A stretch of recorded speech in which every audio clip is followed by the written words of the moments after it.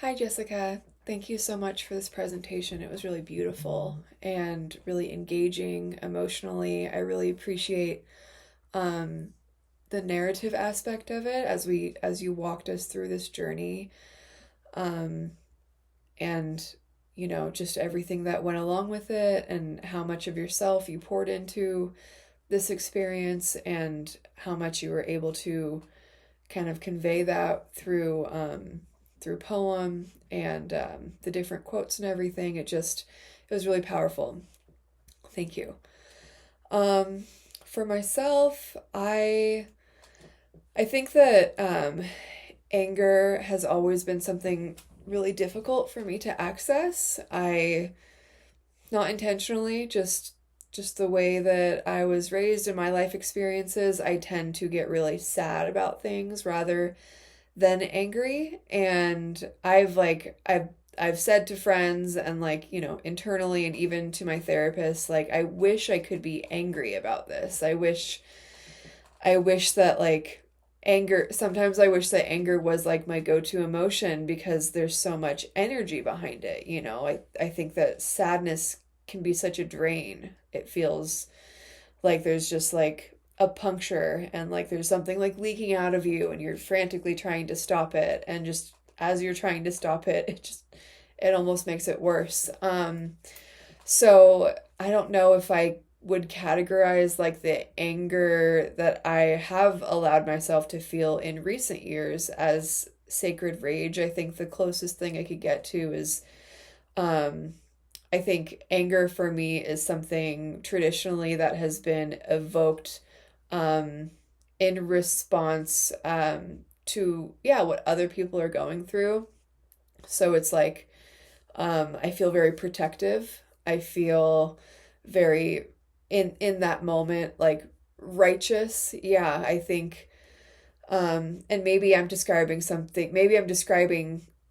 the same idea just in a slightly different way. But I think that in my personal life, that kind of anger has been evoked when I'm feeling protective of someone, or, you know, unfortunately, in this political climate, I feel like that kind of protective, righteous anger is accessible almost every day, like several times a day. Unfortunately, if you're paying attention to what's happening in the news, it's very present. And in the past, I think, especially when dealing with loved ones, like interpersonal conflict or the witnessing of abuse, I feel like I was able to like step into action without overthinking the way that I do for myself. Like when it's just me um, standing up for myself, I think it's much easier for me to be quick and fast and just like focused on like the task at hand.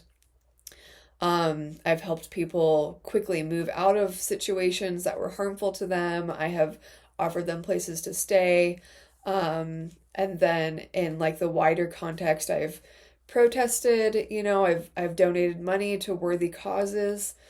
Um, and I've done what I could. And I think I don't even know if I would have categorized it at the time, but ultimately the thing that spurred me into the helping profession and to therapy was my personal experiences with the criminal justice system and how I saw people who were incarcerated with me being treated poorly, being emotionally abused, being just like run through the system over and over again without any attempts to help or heal. And then, in these different scenarios that I was forced to be in through the criminal justice system and everything that comes along with it, just identifying how much people need to be heard and seen in order for healing to happen. And I really wanted to be a part of that. It felt magical on some level to be able to offer that to people and to see the effect that it has. So I'm not sure if I would call it sacred rage, but I think I know what you're talking about, and I definitely have some level of experience with that for sure. Um, it was really draining, especially like after, the initial like flood of in the context where it was something that needed to happen right away, say for other people, it was really physically draining, especially after like the initial wave of like adrenaline and just like the urgency of like needing to do something now about this. And, obviously emotionally draining in every context, whether it was my personal situation, something having to do with a close loved one, or like the wider political climate, or like like systems of injustice that we face every day. So yeah, very draining. But on some level, very empowering to know that even if it seems small, there's always something I can do, even if it's just being present for, if it's a person that I'm trying to support. And for myself, understanding that, we go into the healing profession potentially as like the wounded healer, and understanding that like I can take my own healing in hand, and by doing so help others to do the same. So um my spiritual sense of well-being, and my emotional understanding of the impact that I can make, was really positive. So, and that's why I keep doing it, that's why I'm here. So, yeah, and I think that those experiences really highlighted to me exactly what I value, exactly what is important to me, exactly what I want to see more or less of in the world. Um, I think it made me feel more confident in myself as a person. I struggle with low self-esteem, or I have struggled with low self-esteem. I'm working on it. But being able to answer the call to action in that moment was like a wonderful way for me to illustrate to myself that, oh no, you're a good person. And even if you get really anxious or overwhelmed sometimes in stressful situations, it's not that you don't care.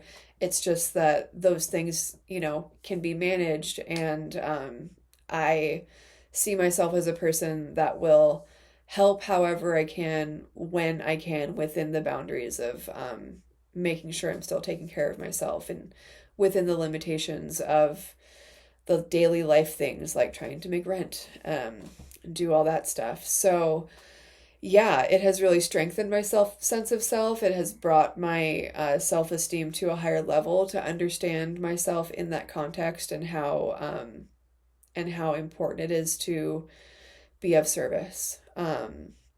So yeah, I think I think that might be it. I believe I answered most of them. I think the self-care practices, in those instances are similar to my daily ones that are relate to just the kind of like the everyday stressors, which include trying to move my body, meditating when I can, social connection with my community involvement, um, artistic practice, listening to a lot of music.